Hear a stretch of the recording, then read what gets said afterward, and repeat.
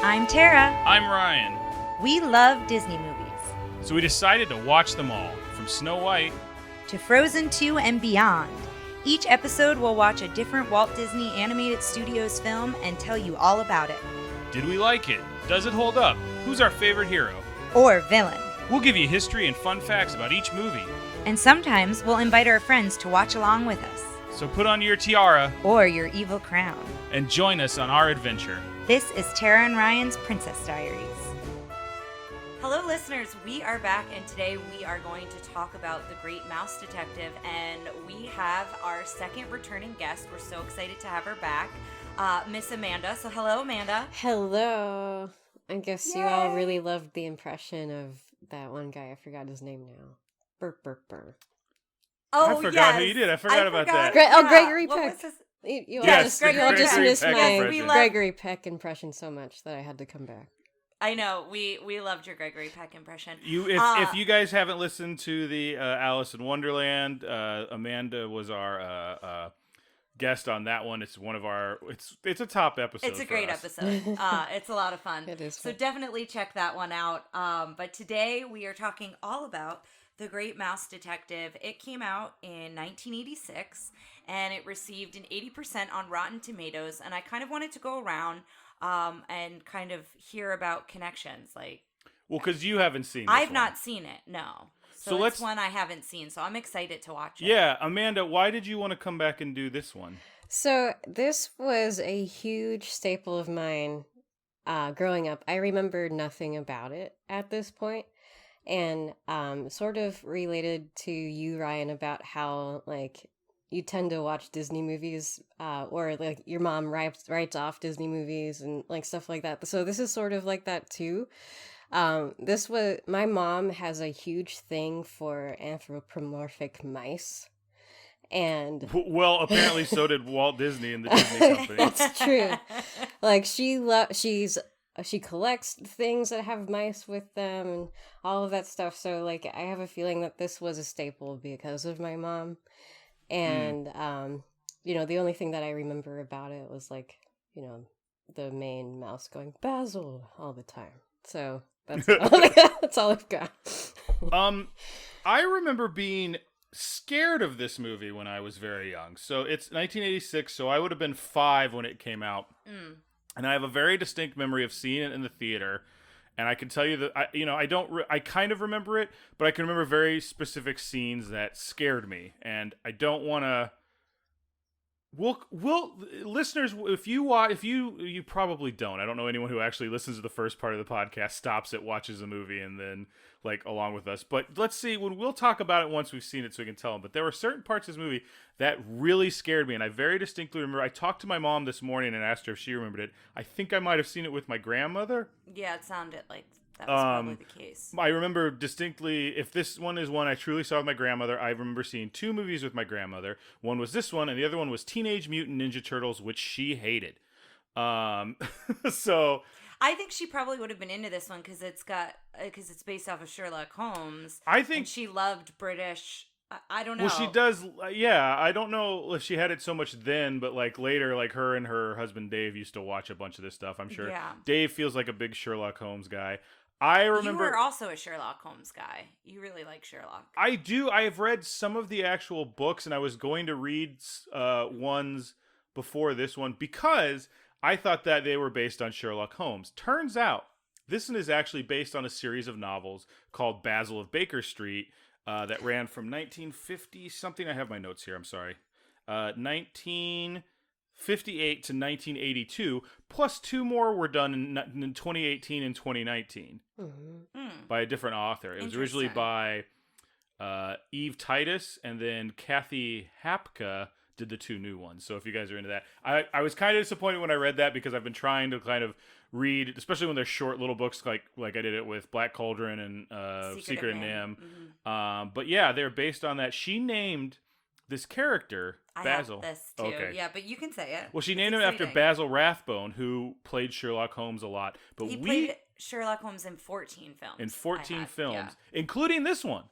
Oh, cool. They get an older recording of him, and when because the whole movie is Basil lives at, what is it, 221B Baker Street? That's the famous address.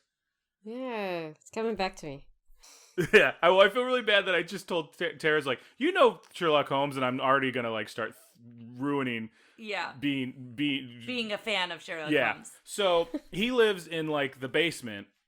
And so, like, when they do big scenes, it's like Sherlock Holmes is in there, and it's Basil Rathbone. It's recordings of him. Oh, that's cool. As Sherlock Holmes. But we also, if you're a fan of this podcast, Disney movies, you might remember Basil Rathbone as the narrator to Mr. Toad. Fun. That's great. Oh, cool. So I have a few things about it, and do you have some info as well, Ryan? This one was a hard one to get, and I wanted to talk about this too, because I feel like we're getting, if you don't, at this point in Disney's history, if you don't have like a really in-depth making of, what you get when you look up making ofs is, this is how we make moving pictures. And it's like, we draw the cartoon, then we add color, then we put it, and it's like, none of this there's not a whole lot of super interesting new information. It's just the same how to make an animated movie with the movie they happen to be doing at the time. Got it. Well, I've got some things about Vincent Price. So during the recording of his lines, and he is Ratigan. He's the villain. And he's great as Ratigan. And apparently the animators sketched his exaggerated Shakespearean gestures, and they worked them into the animated poses for Ratigan. So that's kind of something to look out for throughout the movie. Also, he had a lifelong dream to voice a character in a Disney film, and so he was 75 when he voiced this character. He has a weird resurgence in the 80s between this and the Thriller video and some other stuff. Like, he has a strange comeback around this time. Well, and I should share, too. I'll share a picture on the Facebook page, but Ryan gave me an early Christmas present, and so I've been talking about how I do research. Ryan gave you a Christmas present and looked through it as he wrapped it the other day, and then said, I want to talk to you about this. You have to open this now. Yes, that's why it was an early Christmas gift. But I always talk about the villain book I have. That's Frank and Ollie wrote it. Ryan has found another one, and I will post it because it is very cool. And it is cool the way that they group all the information together. But it's another villains book. And what's cool about this one is it includes villains from the package films. And it includes villains from Pixar. Like, it's like all-encompassing villains. So it's much more than the Frank and Ollie book. And they do like the pets of villains, and then they do like villains who are mean, villains, they categorize it really interesting. They did, and I will say the one thing interesting way. The one thing I wanted to talk to you about with it was it justifies our decision that Aconcagua is the actual villain because he's included in the book. Saludos Amigos, because he is in the book. In the villain's book, it is certified. He's got a page. I was reading. I was like, validation. I wanted to run down and talk to you about it, but I'm like, no, she has to do this. And then last night we were watching movies, and I go, just open that one. Yeah. But it is really cool. I will post a picture of the book, but the reason I wanted to mention this one is there isn't a ton of information on Ratigan. They do a couple things about him, but it's really cool because they've got pictures of Vincent Price as he's recording his lines, and it's just a cool set of like 6 pictures. So we will be sure to post that on the Facebook page. What I'll probably do is start taking images of the book, because there's a lot of really cool images in this book that when they correlate with what we're talking about. There's one in there that we found that was Cruella de Vil with a alligator wrap. Yeah, and she looks a little bit like Madame Medusa, which we talked about. Yes. Her like having a reappearance. Yeah, I'm wondering if that was concept art when they were thinking about that. Yeah, I haven't read about her yet. But. So the little short video I saw did have Vincent Price in it. He seemed very excited. Like, he doesn't sing, but he wanted to sing the villain song in this, and it's to the detriment of the villain song in a little bit, but he's so there's his enthusiasm outweighs his talent in the song, and I think carries a lot of it, but he's going to be a fun villain. In the movie, he's a rat, and there's a whole big thing about, like, he doesn't like to be called a rat, to be reminded he's a rat. Yeah. But in the book, he was actually a mouse, regardless of being named Ratigan. So, the thing I found interesting here is the clock tower scene is the first major use of computer animation, and they specifically mention the clock gears, and they say that it's the first use in a feature-length animated film. And the same scene is also the first time traditionally animated characters were put inside a computer-generated background. Here's the thing. So it is computer-generated, But and they didn't show this process on the thing, but the way the guy said it, he goes, "Oh yeah, we do it in a computer, and then it goes to a robot arm that draws it on the cell, and then I draw on top of it." Oh. So that is, very charmingly antiquated in the way they do it, but I was like, I mean, that makes sense because you look at it and it doesn't look completely computer animated in the same way that when we watched Tron was just so looked very computerish. This looks hand drawn, but it also looks very geometrical. Like if you told me that it was drafted, like on a drafting table, I would believe that too. So I need to find, and I'm gonna do some more research and try and find some video of this machine working, if it indeed worked this way, or if this was just something some animator said to like, I'm gonna tell the dumb people in the audience this is what we did, so we don't have to do too much stuff. But like that's fascinating to me. This like. They're doing it all in a computer, and they goes, okay, and it draws out and hands it. Oh, geez, sorry. That is really interesting. I've got a couple things to look out for, and there's something I want to read like in its entirety in a minute here. But Dumbo is featured as a toy figurine in the toy shop, so we'll have to look out for that. That stuff, by the way, you need to look in that villains book. There's a lot of stuff about there's Easter. Yeah, they have a whole Easter egg page. Yeah.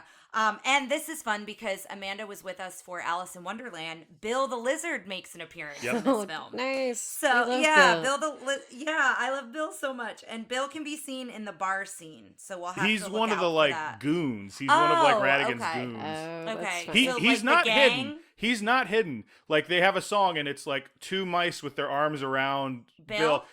Maybe it's not Bill, but it looks a lot like Bill. All right, that's but great. Yeah, there's a lizard in his group. It's great. The other thing is apparently it's one of the few Disney movies to take place entirely at night. So that's what I read. And some other things I wanted to pull out of the Frank and Ollie villains book is they said that this was largely influenced by the popularity of Monty Python. So doing a British thing? Yeah, and I think maybe just trying to influence some of that humor into it, and that like I know that there are dark moments in the film, but they also wanted to make it funny as well. That's interesting.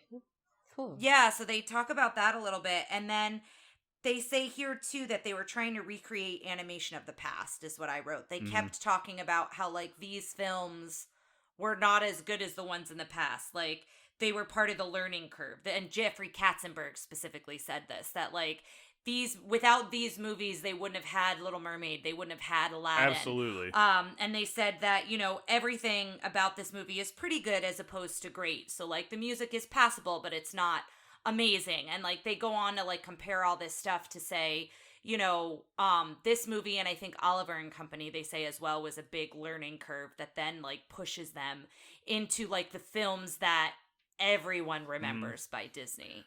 So I just found that interesting that they were acknowledging it in that book. So one more thing I watched for this was a Siskel and Ebert review of it, which it's interesting that we're getting to that time period where we can watch those. Yeah. 2 thumbs up. All right. Yeah, they both said it was a return to Disney greatness. Like they were like, it was funny because they're both saying, it's been, Siskel said, I haven't seen a Disney movie I've liked in over a decade. Oh, wow. He said he didn't like The Rescuers, but Ebert did. But they were both like, this one's fun. It's clever. Like, they really liked Radigan. Siskel seemed to really be into Basil as being a smart hero and not just a cute one, is how he put it. But they really kind of, they did a lot of back end. They're like, it was compliments for Great Mouse Detective, but it was really like the Black Cauldron was bad. Like I would love to go back and see their Black Cauldron one, because this was just the year after Black Cauldron, I think. What was the Rotten Tomatoes score on this one? 80%, I believe. Let me look it up. That's not feels bad. right. Yeah, I feel like that's pretty good. Real quick, I do want to jump in with the top 3 movies of that year. This is so one of the things they said in the Siskel and Ebert review was there weren't a lot of movies for kids this year. They're like, this is the one movie this summer that's for kids. And they were like, you should take your kid to go see it. Which is funny because, again, my grandmother did. It scared me. But the top 3 movies that year were Top Gun, Crocodile Dundee, and Platoon. It is amazingly weird to me that Crocodile Dundee was like 6 spots ahead of Aliens. Aliens is 7th. Aliens is the best movie on this list by far. Yeah. More so than Platoon. Well, Platoon's actually like a legitimately good movie, but I don't know. Did you look up, was there a James Bond movie this year? I don't think there was one in 86 because I think 87 is... This is now, as much as Tara's like, you're a Sherlock Holmes fan, I'm a much better James Bond fan. I think 87 was View to a Kill. Okay. Which is the we last Roger Roger Moore. We always try to share James Bond connection. But I don't think there's one this year. But... Is there a Star Wars connection for this year? No, Jedi, the last thing was in 83, so 83, we... okay. Ooh, I was going to say 83. Good for I'm you. getting good with my years on those. But... Nice. Oh no, View to a Kill was the year before this. Oh, it was 85. So View to a Kill was during Black Cauldron, and we must not have looked at the dates, or it did not do well that year. Yeah, well, that's good to know. So I have something interesting I wanted to read, because I think you guys will find it kind of funny. It was ultimately Vice President of Walt Disney Feature Animation, Peter Schneider, who made the decision to change the title of the film. So you mentioned that the books are Basil of Baker Street, and to its current title, which is The Great Mouse Detective. And so apparently on February 13th, 1986, an inner office memo was sent out to Disney employees in Schneider's name. Schneider did not send this out. It was like as a goof, as a joke, announcing the renaming of studio's most beloved classics. So here are what some of them were renamed. Snow White and the Seven Dwarfs would now be called Seven Little Men Help a Girl. Oh, jeez. Fantasia. So this is someone like... Yeah, someone just no. sent out like this inner office thing. Fantasia received the title Color and Music. If you legitimately told me that was a Disney like package film, I would believe you. Yes, yeah. The Jungle Book was getting its title changed to A Boy, a Bear, and a Big Black Cat. And so on in that fashion. Schneider was furious over the memo and attempted to find the author, who apparently, I guess it was an animator, Ed Gombert, Gombert. I don't know if I'm saying this. There's a reason you never heard of him anymore. Yeah, so he could fire them. So Yes. he was looking for him to fire him. All the other employees found it a harmless joke and kept quiet. A copy of the memo eventually landed in the pages of the LA Times, and all the new names were incorporated into the What's in a Name category on Jeopardy in 1984. That's Oh, amazing. Yeah, so apparently Schneider eventually came to regard the memo as it was intended, and in 2009 reminded Don Hahn about the clip during a production of Hahn's documentary in Waking Sleeping Beauty, which we need to see. It's on our list to watch. But I just thought that was so funny that they just like did this inner office memo as like a joke, and then it became this bigger thing. It's interesting to me because I remember being kind of confused as a kid with this movie. Like, even after I'd seen it, after I'd seen it when I was young, then later I was like, oh yeah, it's about Sherlock Holmes, but he's a mouse. It's not about Sherlock Holmes as a mouse. And then you find out their names are Basil and Dawson, and like, it's all, they've got one-to-ones, but it's not them. And I wonder if they'd just done a straight up, like, Sherlock Holmes as a mouse, if that had been different. I don't know. Yeah, no, it's an interesting... If those characters would have had longer lasting qualities, because I think people look at it, they go, oh, it's Sherlock Holmes. The Great Mouse Detective is Sherlock Holmes. No, it's not. It's Basil of Baker, it's this, this, and this. But anyway, do we have anything else? Do you have anything you want to add, Amanda? No, I'm just excited. Did you read all of the Sherlock Holmes books like you did with Alice in Wonderland, setting You a high set the precedent bar so for high. this? We loved that you I read that know. book. And you said it so high that Ryan has continued the tradition of reading most That's of the amazing. books. Yeah, I just listened to your Rats of Nimwin episode, Yes. so I know that you read that, and I was like, yeah. Yeah. But no, I haven't read any of the books this time around. Well, all right. So I think we're ready to go then. We'll take this one out of the clamshell and put it in the VCR. All right, we'll see you on the other side, listeners.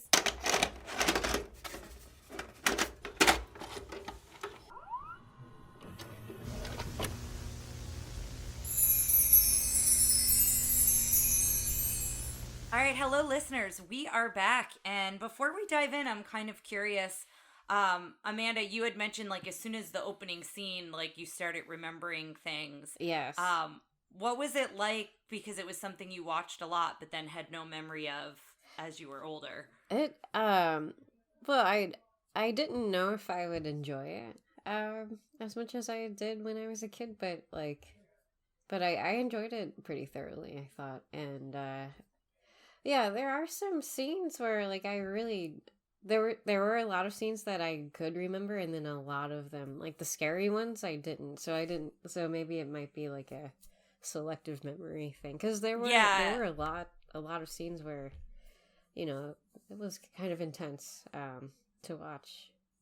Yeah, I would agree. I think this had more of an impact on me than I remembered, because I feel like I remembered every scene in this movie.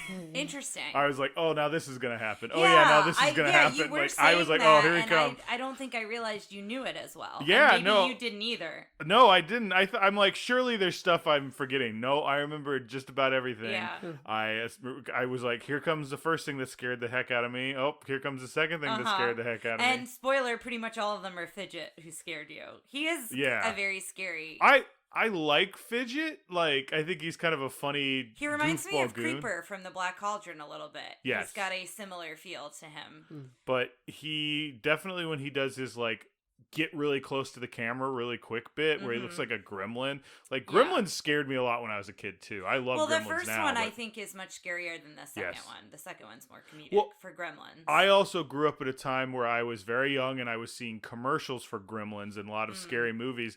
I remember not because I saw the movies, but because I'd see little snippets of them, which are designed to be much scarier sometimes. Yeah. You know, you don't get the whole picture, so you, as a little kid, you're, like, stuck with this image. But yeah, I knew it looked almost exactly like I remember those scary parts being, meaning that they were just imprinted on me. Yeah. I did enjoy it. I feel like we all were laughing and like there were some really good parts in it. I thought Basil of Baker Street may be one of my favorite Disney protagonists. Yeah. I didn't like Ratigan as much as I thought I was going to, and I liked him. But like Basil was great. I love that he was a jerk. That's because he's got Sherlock vibes. Oh, you love Sherlock. I also love Sherlock, but I'm saying like the reason why people compare this to Sherlock is because he essentially is Sherlock, Absolutely. even though he's not in this film. But I like his cleverness. I like his. It's just, there's a couple scenes. The scene where they escape from the trap, like, was so good, and I remembered at the end him going like, "Everyone smile!" Like, I just his crazy look in his eye every time he got an idea, almost like Mr. Toad's mania. Like, it's so good. So I guess we'll jump right in, and obviously feel free to stop me along the way. But it starts in London, 1897. That's what we see, and we see Flavisham's toys. And we go in, and we didn't mention this beforehand, but the voice of Flavisham is Scrooge McDuck, the toy maker. Something. I'll look it up. And it's like immediately recognizable as soon as you hear him talk, because he's doing the Scottish accent. And he's made a toy for his daughter Olivia, which is this really like elegant and pretty wind-up toy of a ballerina that dances. And then all of a sudden you hear this peg leg, and it breaks in and it takes her dad. And then it just cuts to the opening credits with like this jaunty song. It's like she's like looking out the window being like, "Daddy!" Yeah. Really bizarre.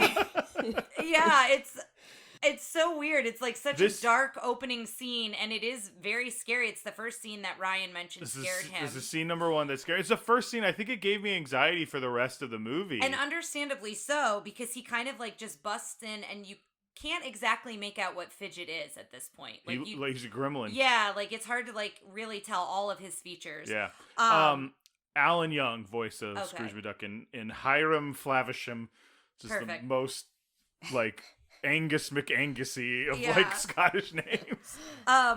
Did they ever say his first name in the movie? I don't remember. I don't think probably so. Not. I just got it from IMDb. It says Hiram. Yeah, I don't know that they ever refer to him by his first name, but that's a good trivia question. Boy, I just imagine if I was a trivia host and that was too hard for anybody. What's Mr. So. Flavisham's first name in The Great Mouse Detective? Boo! Like that. Just get out. But we did notice that Henry Mancini did the music, so we were all kind of intrigued on that. Now, I know this name, but I'm not.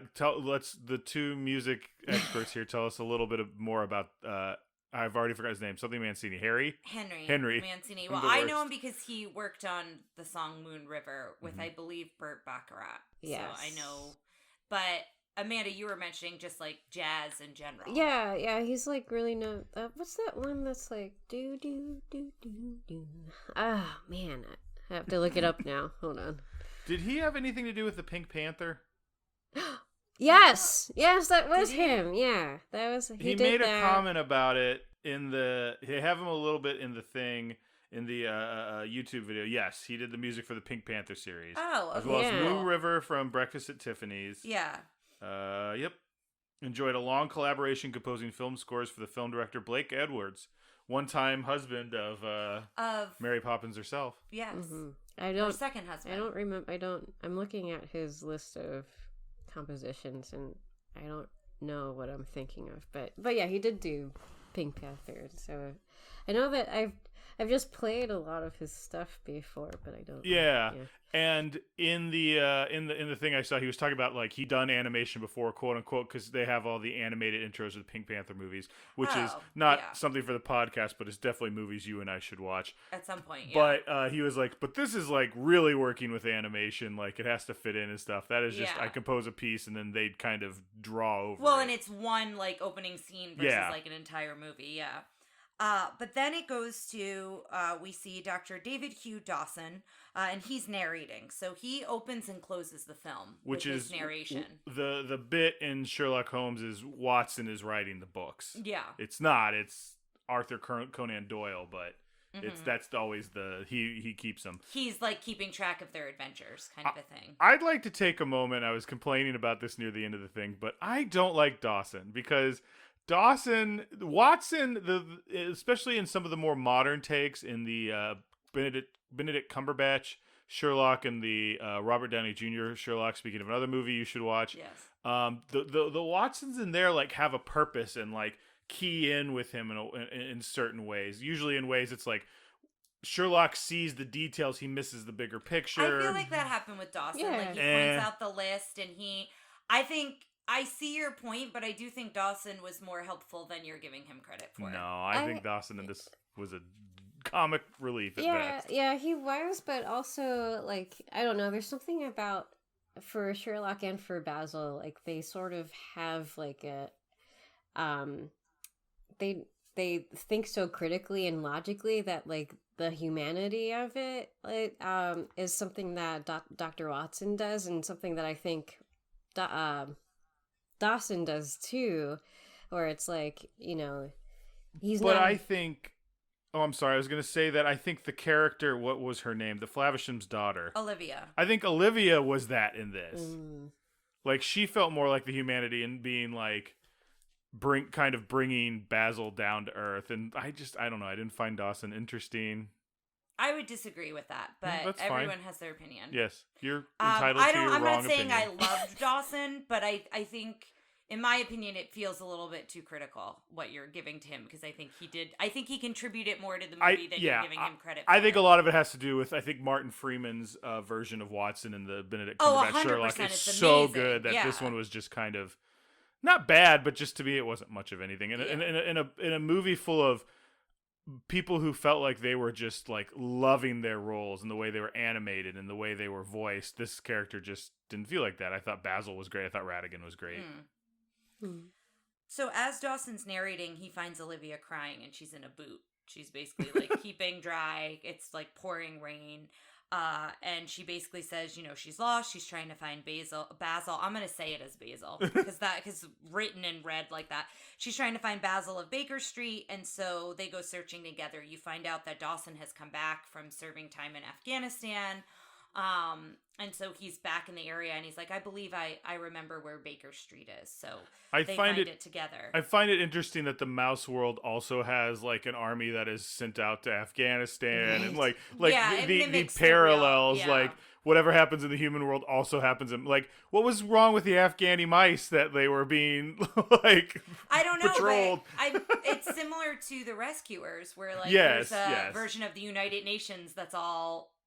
But there's not necessarily they don't talk a lot about the parallels of real world. There's not a queen of the Mouse Kingdom like that we know of. I don't know. It's just funny to me. Yeah. But I liked how it was 221 and a half Baker Street because he lives below Sherlock. And his housekeeper, they may have said her name once, but I didn't catch it. I'll find it. It's Miss Judden or something like that. It's something with a J. Yeah, I didn't catch it to write it down, but Amanda said she had Mrs. Potts vibes, and I totally agree with that. Miss Judson. Miss Judson, okay. Voiced by Diana Chesney. Okay, and a villager in Robin Hood Men in Tights. Oh.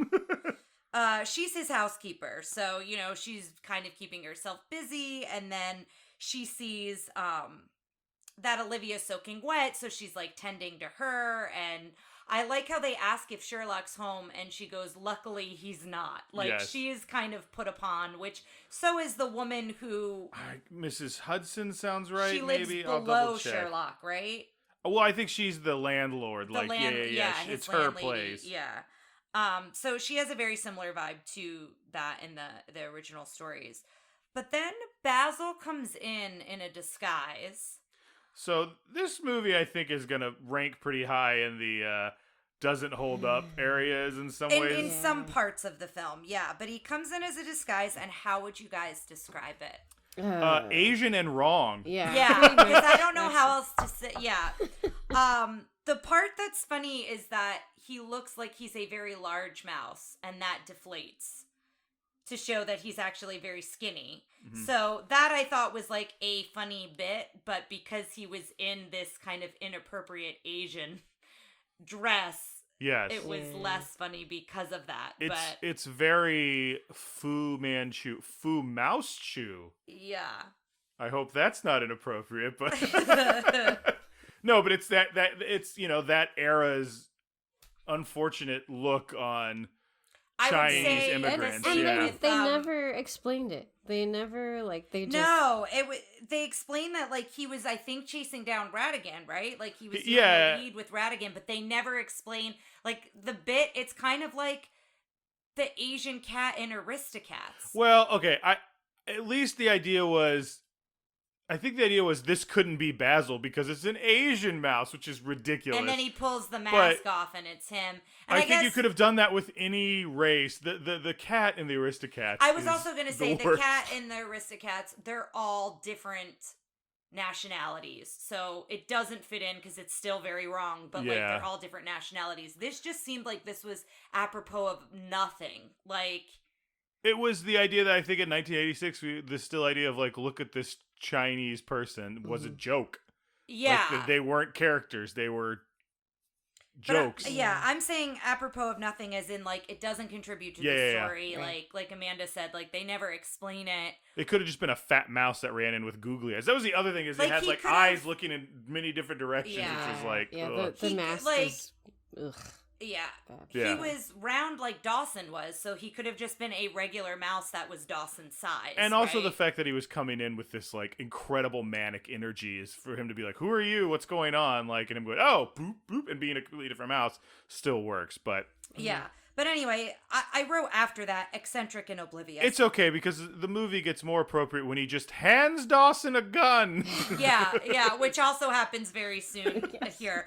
But I wrote eccentric and oblivious, and that's very much Sherlock. I think they nailed those eccentricities of Sherlock, of just being he's very aloof, he's very smart, as Amanda said, very logical. You mentioned that earlier, but completely disconnected to emotions and feelings and looking out for others, right? At the cost of solving the puzzle. I think this one had more emotions than some Sherlock has, in that he was excited and pleased with himself and all that, and it was a little less cold, but he's lacking any sort of compassion for anyone else. But do you know who that reminds me of? House.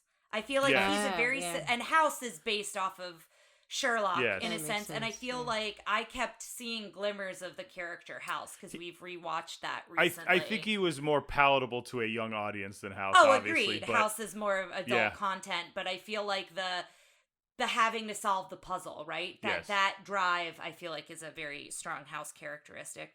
And of course, here we hear elementary, my dear Watson. So you hear that a couple times in the film.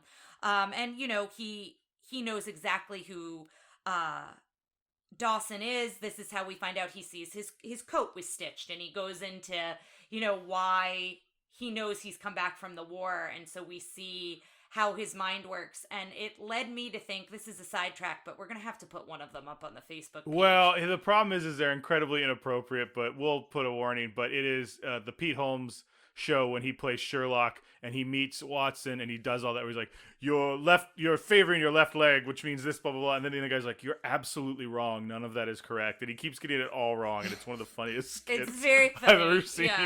Yeah. So it was reminding me of that as he was like guessing everything to be right. And then we find out that like he does this experiment and he's really bummed. He's like comparing bullets. That's when I think he gives the gun. It was such a Dawson. Yes. It was he gives a gun to Dawson and he takes it back. Forensics. He shoots through a bunch of pillows. It ticks off Miss Judson. Yeah, because they were her best pillows. And then he looks in he matches up the lines on the bullets. The striations. Did he say that, or did you just know that? No, that's forensic files. That's like like my crime knowledge from TV. I'm still very, very I'm pretty impressed. sure it's the striations.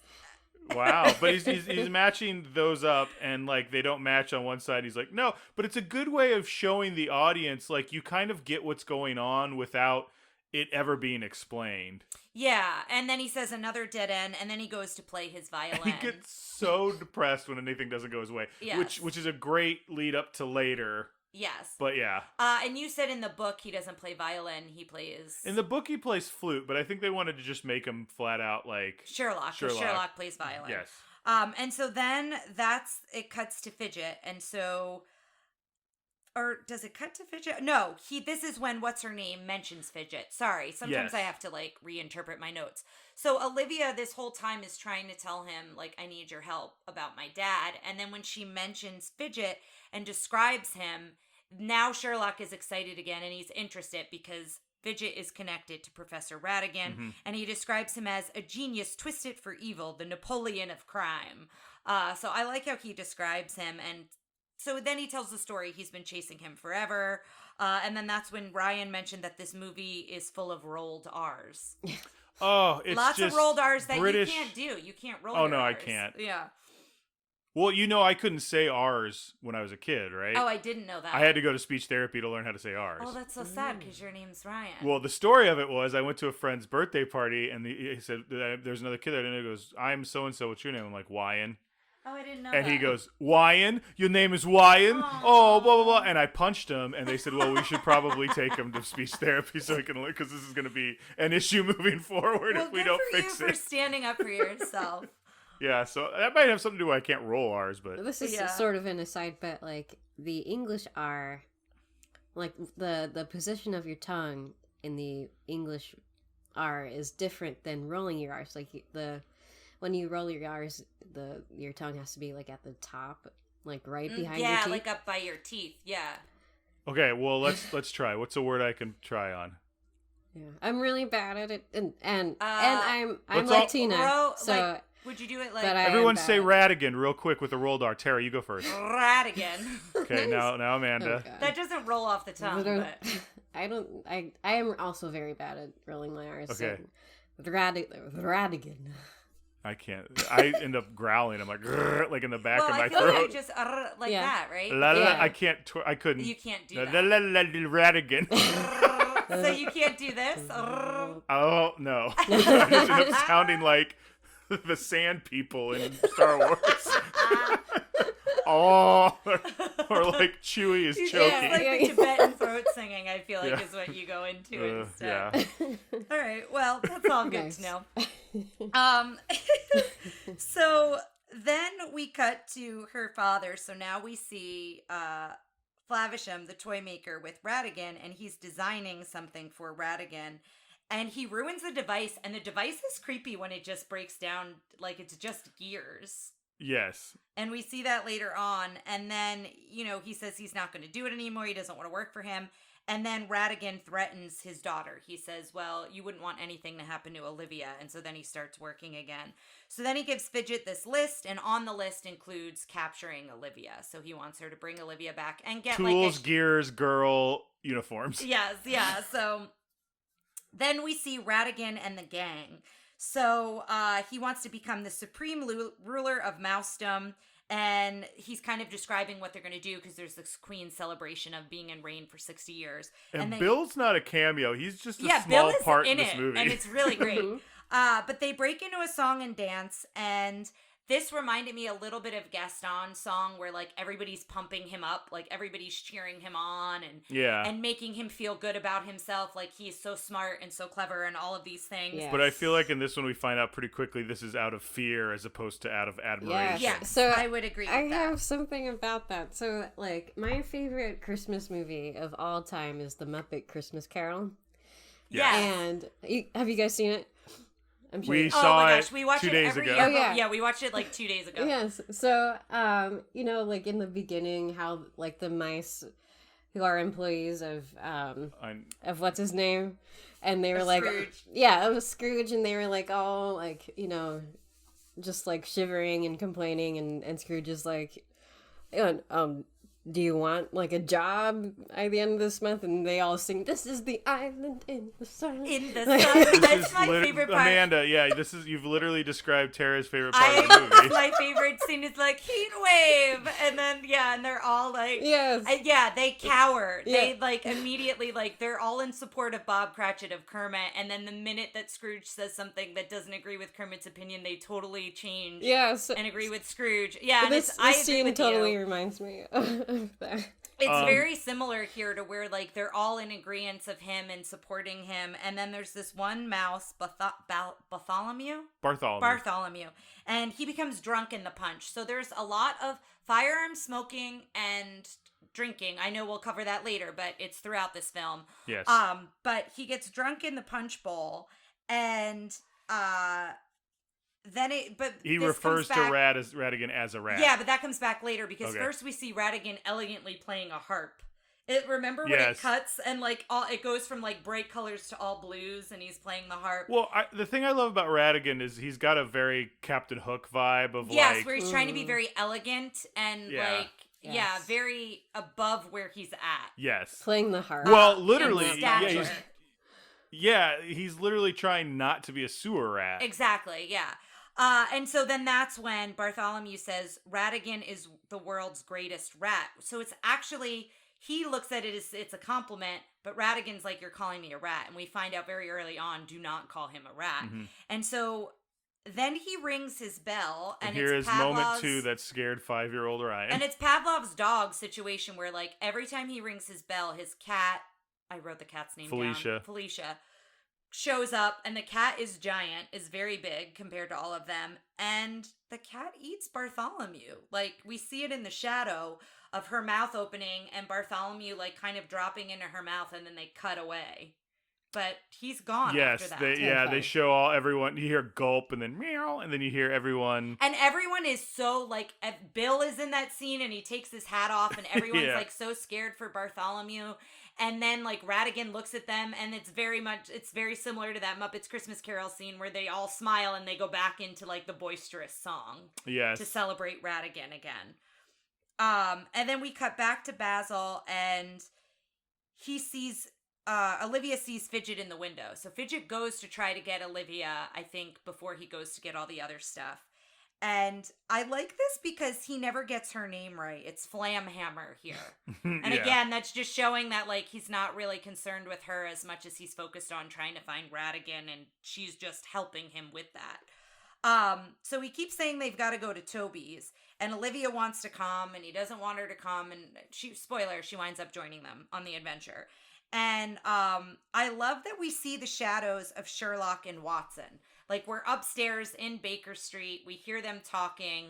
And Toby, we find out, is the dog who lives with Sherlock. I love Toby. Toby was great. He's a hound dog. And he reminds me of the Lady and the Tramp hound, but young. Well, like he's a basset hound, a basset I think. hound. Yeah, so he's got short legs, so they can all climb up on him. Yeah, so I guess he's more Fox and the Hound.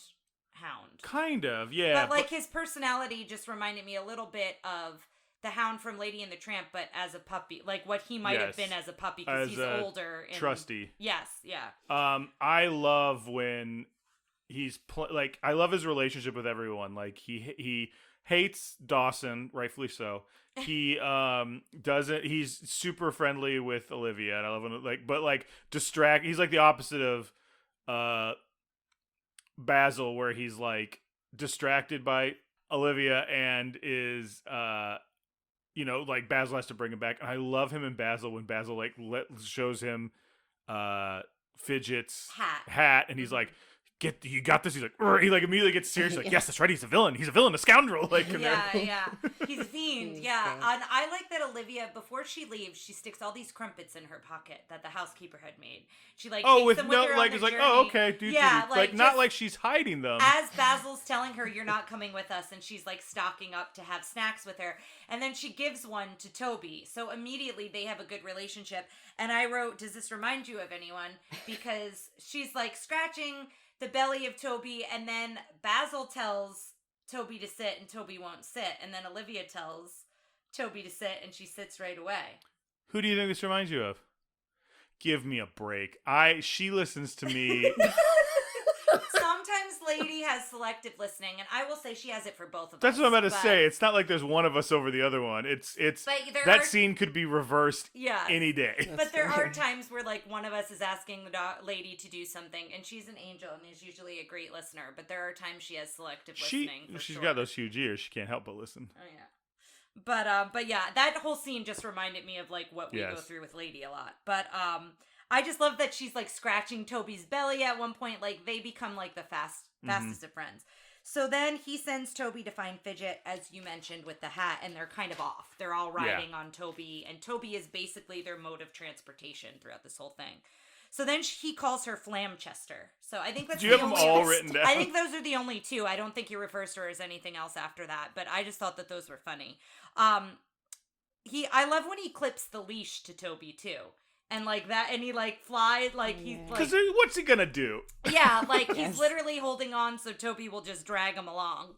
Yes, I just love the animation in this throughout. Like I think it's just so like exaggerated and like especially. Mm-hmm. This is the scene they showed on Siskel and Ebert, and we're like, look at this animation. It's so, it's so good when he steps on Basil for a second, and Basil's like, and then they're going. Yeah. I agree. Yeah, it's a lot of fun, and it's like Amanda, like you said, it's very exaggerated, and I think they did a lot of things well. I think they're really hard on themselves in the villain book I was reading, like talking about, and no, it's not the greatest thing they've ever done, but I do think it deserves a little bit more credit than even the company gave them credit for in this film. But then we see Fidget, and he's getting toys from the shop, and he checks it off. Tools, gears, uniforms, and realizes he hasn't gotten a girl. And he has the weirdest voice. Do you know who voiced him? Yeah, I'll find out, but it's actually, I don't know. Go ahead. Okay. But he hides because he hears Basil and them coming up to the toy store, and his list falls out of his pocket. So that falls to the ground, and that plays a part later. So Toby finds him, and this is where Toby doesn't sit for Basil, but sits for Olivia at this part. The voice of Fidget is Candy Candido, who is also the voice of the Indian chief in Peter Pan, that real deep voice. Oh, yeah. He's just kind of doing something weird with it. And then he was... it says the Horned King in Black Cauldron, but that's not right. But he's been in a couple other Disney stuff where we go, that's that one guy. He was in The Rescuers, as he apparently did the voices of the... Brutus and Nero. He was the captain of the guard. Like I probably just did alligator growls. Yeah. He was the alligator captain of the guard in Robin Hood. He's that guy. He's the guy with a very deep voice. Got it. Yeah, that makes sense. So as they go into the toy store to look around and try to find Fidget, lots of good bassoon playing, and it's been a while since We've had some good bassoon. Yeah. All of the double reads, like I heard English horn at one point and oboe, like some nice double read action there. And that's English horn's a double read. I don't know anything about English horn. I just think I assumed it was like a French horn. No, it's like a larger oboe. It's really so it's not a brass instrument at all? Mm-mm. No. Yeah. Huh? Why is it called a horn then? It's a good question. I have no idea. You'll have to do some research. All right, we'll get some English horn. But I love that they're all tiptoeing. They're all being very quiet here. And Olivia, again, she's a child, and her dad was a toy maker. So I feel like she probably always like was able to just like mess around with the toys anytime she wanted. So she comes across like this toy band, and she turns it, And it's, of course, very, very loud, Mm-hmm. and Basil gets really upset and basically puts Dawson in charge of Olivia to watch her. And I think he doesn't. Because yeah, he's and useless. you mentioned that it has a Geppetto's toy shop vibe because he had all the wind-up toys, so it's very similar to that. So again, Basil, he's deducing from like all these clues he's finding, like all of the soldiers are not wearing uniforms. So he picks up on that, and he notices the gears are missing from the clock, and he's putting it all together. And so all of a sudden we start to see bubbles and toys start going off as a distraction, and Olivia follows the bubbles, and they're being blown by Dumbo. So that's where we see Dumbo. So I thought he might like a Dumbo toy. Like Dumbo doesn't just flat out show up in here, just in case anyone was wondering. But we mentioned it earlier that Dumbo was in the toy shop, but I thought he'd just be in the back on a shelf. I like that he was like a prominently featured toy. You're not gonna miss him, folks. Yeah. And then Fidget jumps out. This is another scene that scared you. There's like a baby bassinet or a baby crib, and she goes to look behind it and Fidget is in it with a bonnet on. So also, just to get both of you guys, like, none of these scenes where I'm like, that scared me, were scenes where you were like, oh, that's ridiculous. Like, they were pretty justifiably scary to a 5-year-old. Yeah, absolutely. Yeah, and I guess we should say it here. We probably should have said it at the top. This is another darker one where you might want to watch it before you show it to your kids. Definitely. Because not only, and we'll talk about it at the end, some of what's in it, not only is everybody smoking. Yeah, content-wise, but also some of the jump scares and things like that are kind of intense. And so this whole chase scene plays out, and for this, you really just have to watch it. But they're chased throughout the toy store as he's got Olivia trying to leave the toy store and make it out. And he climbs up all these blocks, and Fidget makes it out with her out of a window, and then as Basil's at the top, all the blocks fall, and it reminded me of Home Alone 2, when Marv stacks that very precarious thing to get up, and then it all just falls. Listeners, we're recording this around Christmas Yes, time, that's so guess what? A lot of things are going to remind us of a lot of Christmas stuff. Christmas movies How many so Christmas movies can we mention?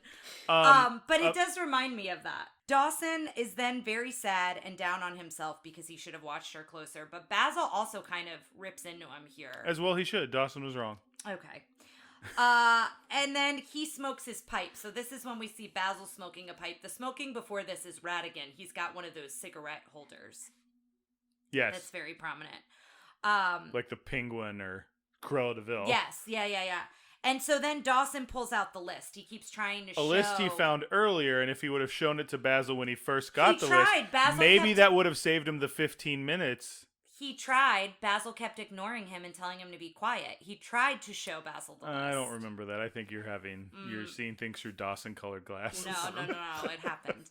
But then we cut back to her father, Flavisham, making this horrifying contraption. Now it's got eyes. Now it's got eyes, so it's even creepier. And we see that Fidget has Olivia, and I love when she stomps on Fidget's foot, and he goes, my foot, my only foot. Because he has a peg leg. And then, Amanda, you said that Radigan here reminded you of Ursula. Yes, a bit. Yes. He definitely, he's like Ursula and Gaston combined, I think. But like the sweetness of him, and like, but it's like a fake sweetness, like. Oh, yeah. Yeah, it's like a false sweetness to kind of get what he wants, and he's got, like, he does, I feel like, has the Gaston charming quality. He's trying to, like, lay it on thick in certain moments, and then in that same moment, he kind of reveals his true self, like when he rings the bell with Bartholomew. Mm-hmm. I love how he rings the bell because it's always just so it's very dainty. Yes. Yeah, and even thinking about Ursula too, like in the previous scene, like with the dancing and everything, like I sort of remember her having. It's been so long since I've seen Little Mermaid, but she also sort of had that vibe of her of like, you know, I am higher class, and like, you know, is that Does anybody higher else stature? Yeah, exactly. No, I would agree with that. Yeah. I think she thinks she's better than King Triton, and she feels, I mean, again, it's been a while since I've seen it as well, but I think part of her thing is like, I should be the one ruling. Right. And Radigan does have that of like, I want to be the supreme leader of Mouse, you know, and that's why he's like taking over for the queen, and I feel like she has a similar vibe of being like, I should have been the one in charge, not Triton. This is something, just a note for us, but we should look up, like, what is Ursula's backstory? I know she's coming up in like She's coming up soon. 3 movies. Yeah, which I am so pumped for. But I just like, why is she? Why does she think like was she? I don't know. But that we're going that's interesting. And like this is all relevant too because like in the beginning, you guys were talking about how this movie sort of paved the way for like other good movies. So like like comparing them to some movies to come, I feel like makes sense. Yeah, these next 2 are kind of the end of the dark age of Disney, but they are also kind of the precursor to and I think the new Renaissance. Yeah, they influence, like you said. I think the comparisons are interesting because they do influence the characters that they create later on, and they were, they lost so many of their strong animators. They're seasoned animators. They're seasoned animators that they're. I don't want to say they're starting over, but they're trying to find their own rhythm. Yeah. I feel like with these films of sense. how to do things. Mm-hmm. So after we see, this false sense of sweetness with Ratigan, he then puts Olivia in the bottle and like corks the bottle, and that's how he keeps her so her dad can finish the toy and see that like they've got her. And then Ratigan realizes Basil's on the case because Fidget mentions, "Oh, I got all the things," and then he looks for the list and he realizes that he left the list behind. And he's kind of like, "Fidget, it's okay," and they're like walking around behind the thing, and then you just hear that little ting ting ting. Yep, ting, again, ting. that false sense of sweetness. So, you hear that bell and like. But I also just the bell is so slight, but it's so terrifying. Yeah. Like it means such bad things. And now we know, like we've seen what happens when the bell rings, so we know. And then this whole next scene, Fidget is in Felicia's mouth, but she never swallows, so he's just like flying around in there, like trying to get out. At one point, it feels like he's in her stomach because it's like I guess it's following it down to look at Ratigan, but I thought And then he eventually commands Felicia to release Fidget because he then celebrates this is actually a really great opportunity for me to catch Basil and to prove that like I can outsmart him because, he's going to come right to us. So as Basil's inspecting the list, we go back to his flat and he's doing all these scientific experiments to find out the kind of ink and the paper quality, and there's coal dust on it. Like he's doing all these different things. So he does all these experiments and then he finds out that there's salt water. Yes. Sodium I don't know. carbonate or something. But I do like that Dawson there goes, salt water. Like he knows what it is. He knew what he was talking about. And so he's like, One point in the Dawson column. Okay. So he deduces that it's from the waterfront. So he's like, we need to find a seedy pub because there was cheap alcohol brandy that he found. Rodent's Delight, a cheap brandy. Yes, that's it. So he's like, we've got to find a seedy pub where the sewer connects to the waterfront, and that's where we'll find. And indeed, they do find a seedy pub. Oh boy, yeah. So Toby takes them there. He tells Toby to stay, and I don't know where in the movie this happens, but I love the one point where Toby's ear becomes steps. Yes, that's later. I think it's later, but yeah. So they're dressed in disguise, and would one of you like to describe how they're dressed? Well, Basil looks just like a French tugboat captain. Like a sea captain. Yeah, sea captain. Yeah. Whereas with a mustache. Dawson is wearing his best Smee cosplay. Yeah, I was about to say this. I wrote Smee. Because Smee his in my shirt notes. won't go down over his belly. Yes. It was great. And he's so embarrassed by it. But they go into this bar that is just the most like bawdy bar, just like everyone's drinking and playing poker and throwing knives. I love the tap dancing juggling octopus yes. that we see at the basically it's a cabaret act. There are these different performers that are coming on and off the stage throughout the scene, and the first one is the tap dancing juggling octopus, and they all boo the octopus. I thought he was great. Well, except for Dawson. Dawson cheers. Dawson is terrible at being in disguise. He asks for a dry sherry. He bumps into someone who's like, "Pardon me, madam." Basically, he's Frasier in that moment. But all the ruffians is what Basil refers to them as, and he's like, "We have to fit in. Like, you have to act like one of those," and he never does, because why? He's not good at his being job. in disguise. But anyway, Basil asks for Ratigan, and the woman, like the barkeep, is like, she's like, "Oh, we've never heard of him." But then everybody like looks at one another because he said the name, and then a frog with like a weasel? lizard with was it a weasel? I thought it was a weasel, but maybe it was a lizard. But they were on like a unicycle or a bicycle, and then they were holding the frog. It was right? such a short. It was a very short act because they were booed off stage almost immediately, and like vegetables were thrown at them. You know what this place feels like? Speaking of the Muppets, El Sleazo Cafe, where in the Muppet movie, where Kermit finds Fozzie. Oh yes, and it's like the worst place ever. Oh, perfect. So they go off stage, and there's also a piano player, which will come in a little bit more later, who's like playing on each act. And I love how like the keys like go like are so exaggerated. Like roll off the. Yeah. They're almost like a wave at some parts of the way they move. So then a woman mouse comes on, and she just looks. Right now, dressed with like a kerchief shawl, over, a shawl and a kerchief over her head, and she starts singing "Let Me Be Good to You." Well, it starts off the beginning. You don't get to the "Let Me Be Good to You" part until she's joined by two mouse singers. No. She sings "Let Me Be Good to You" before she changes her outfit. But it's a little eyebrow raising. Yeah, but then that eyebrow goes flying over your head when her outfit is fully revealed. She's a showgirl. Yes. Like she's got a Vegas showgirl outfit. And she is shaking her rear into the audience. She's got like a feather on her head, and there's nothing I won't do just for you is a line. Look up the lyrics because they're all pretty terrible. Or, on the other hand, don't. Yeah. They're all pretty bad, but I just wrote down those two lyrics. We'll go into that when we get to the end. As this is happening, this is when their drinks are spiked. They could have cut this whole scene out and done what that song was not necessary to the plot whatsoever. It was just, let's get all the mice in the audience all Twitter-pated up, and Dawson takes some of the drug, which affects him for all of 2 seconds. That drug just makes him like more drunk. He doesn't. Yeah.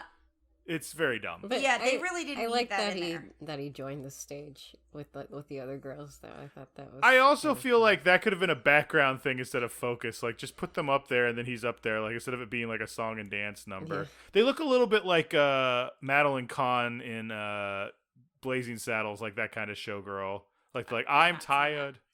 Oh yeah, you haven't seen Blazing Saddles. I forgot.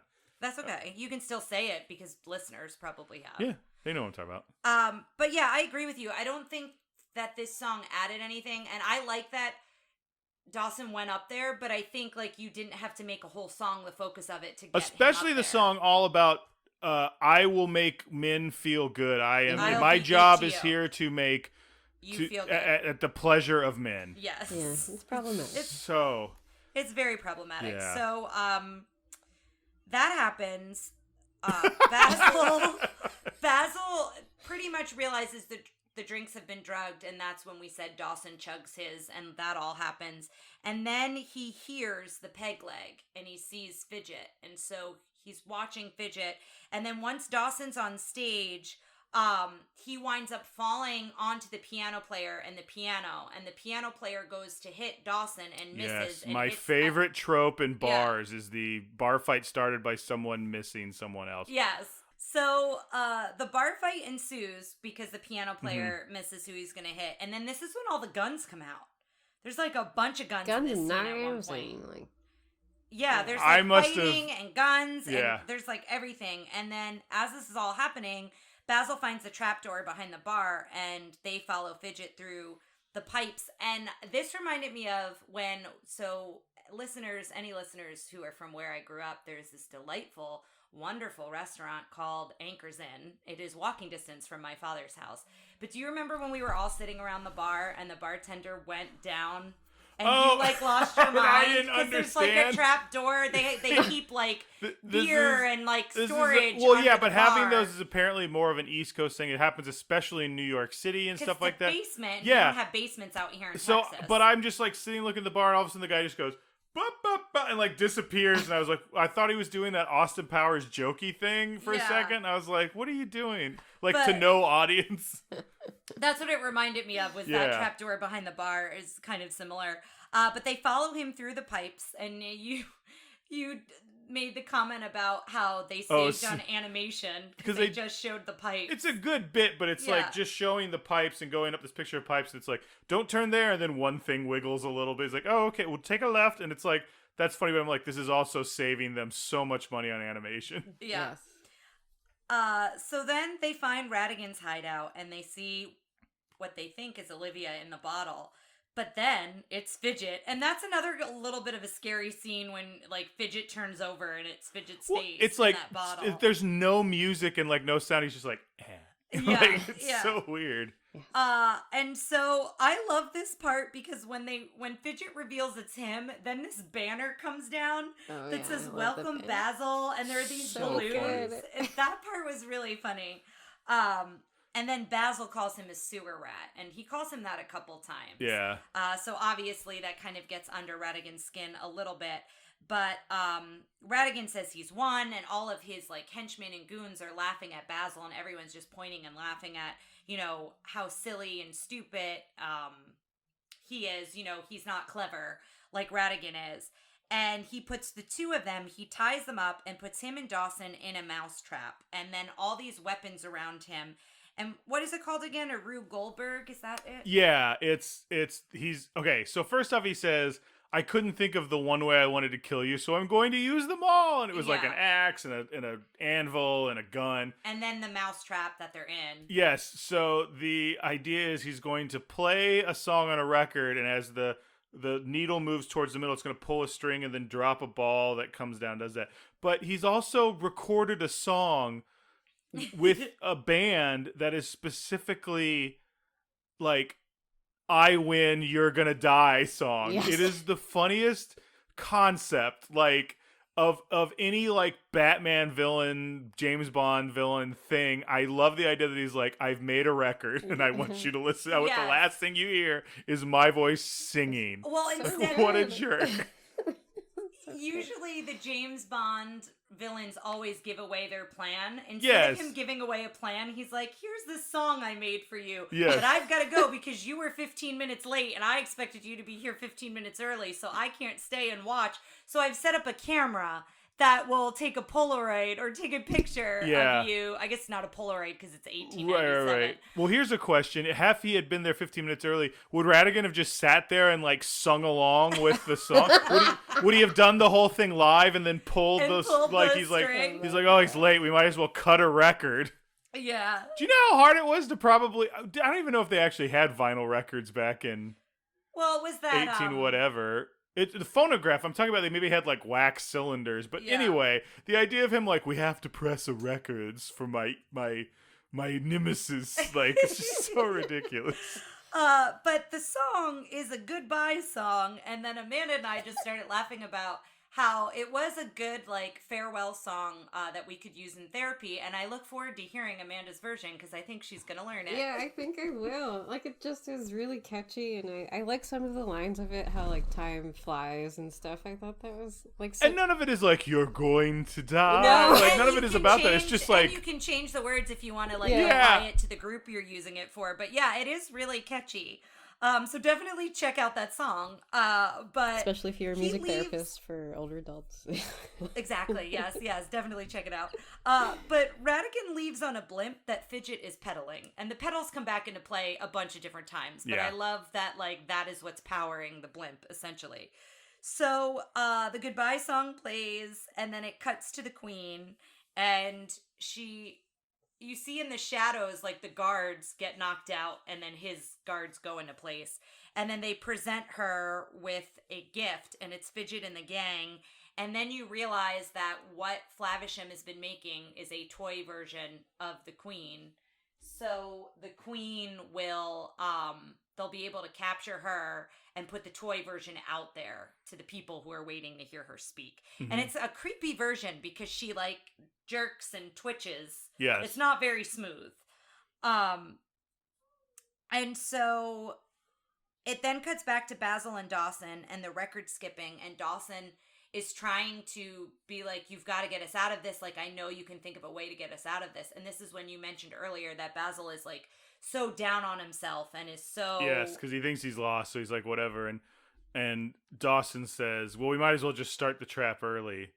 and that triggers Basil to be like, start the trapper, and he gets that insane look in his face again. And that's a House moment for me. Like, someone else gives House the brilliance. Yeah. Like, that's what it reminded me of House again.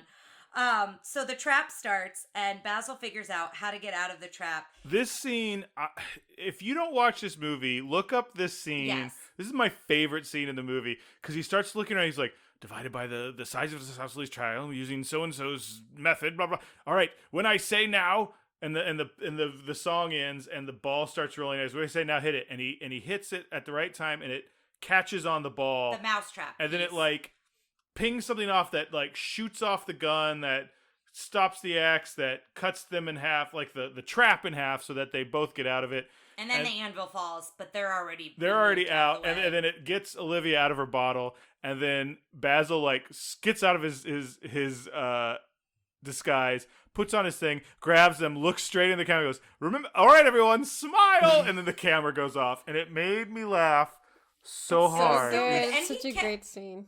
He so catches good. Olivia. Olivia Yes. flies out of the bottle, and he literally just puts his hand out, knowing she's going to land in his hand. Yes. And I kind of wish in the credits they had put that picture up.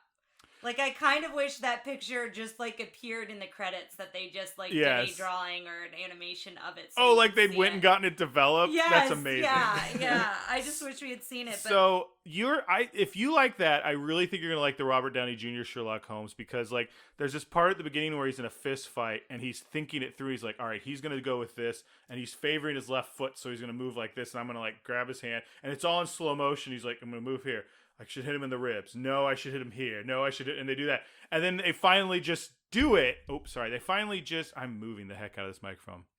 They finally just do it, and it's like a 3-second scene of him beating up this guy. But, like, if you like him thinking through everything, you'll like Robert Downey Jr.'s version. Plus, you love Robert Downey Jr. I so. do, yeah. So then it goes back to the Queen toy announcing Ratigan, and it's being voiced by her dad, by the toy maker, and sounding like the Queen. I have to ask Amanda something here, because Amanda's a fan of anime. Mm-hmm. Do you know an anime called, like, Unico, and it's a little unicorn? No, I've never heard of that. Okay. There was a movie I saw.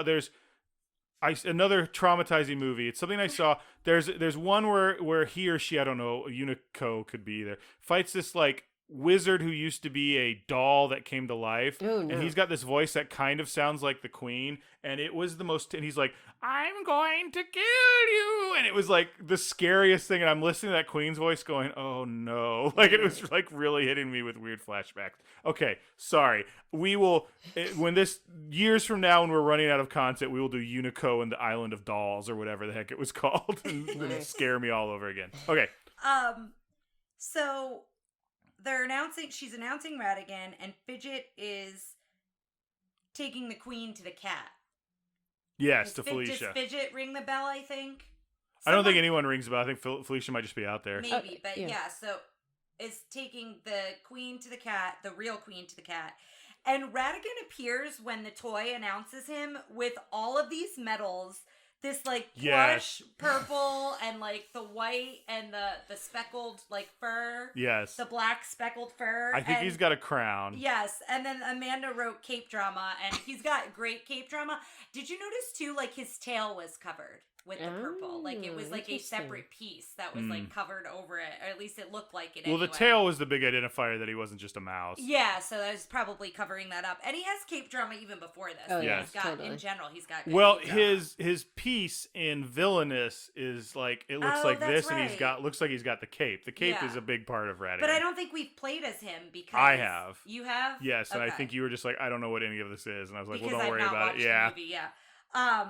So then Toby heads to the palace with the gang. So now the gang is free. They get on Toby, the gang being Basil and everybody. Mm-hmm. And they go to try to save the Queen. Toby winds up chasing the cat. And Basil takes over the voice of the Queen. And basically, the Queen breaks down and destructs the toy version. And again, that's kind of disturbing when that whole thing breaks down to nothing. It's like a trap mouth, and eyes, and it's So that breaks down, and then a chase ensues, and it cuts back to the cat and the dog, and the cat jumps this stone wall and thinks it's free, and like very smugly, a little Lucifer smug, looks at Toby like, ha, I got away, and jumps down, and then you see a sign that says Royal Guard Dogs. So she jumps into these guard dogs, and then Ratigan winds up... I was about to say they're doing a terrible job, but they're not there for the Mouse Queen. They're there for the real queen. Yes. So then Ratigan... It should have been her corgis that attacked her. Oh, that would have been nice.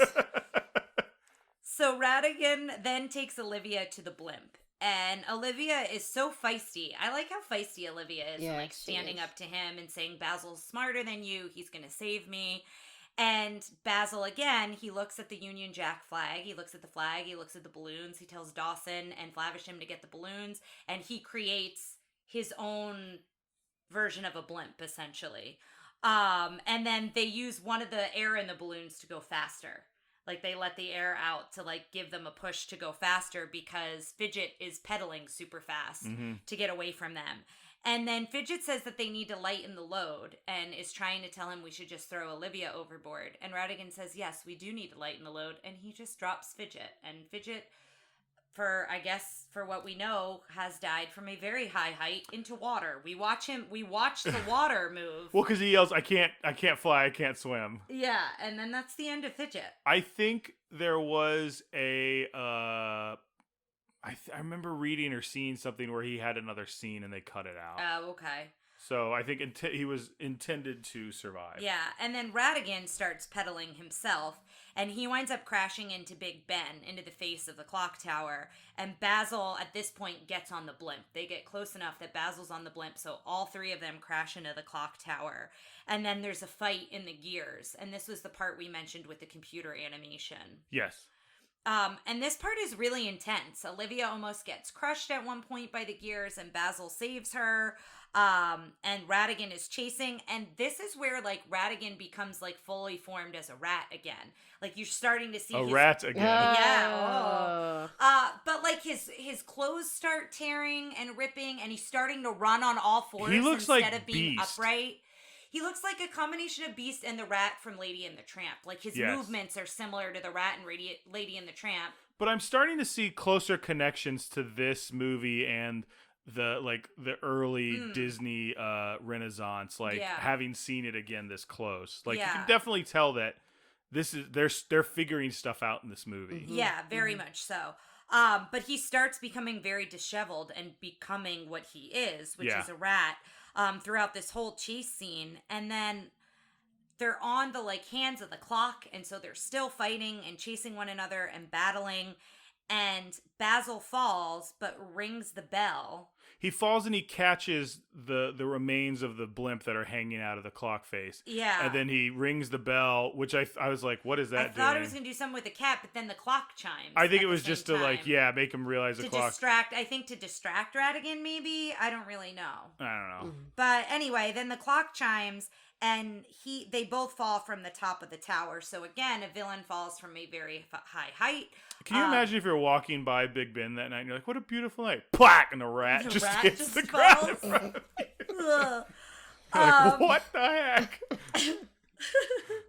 So we think that Basil and Ratigan have fallen, but then all of a sudden, Basil is pedaling. And he's got the tail end of the tail end of the blimp, so he's pedaling back up using that mechanism.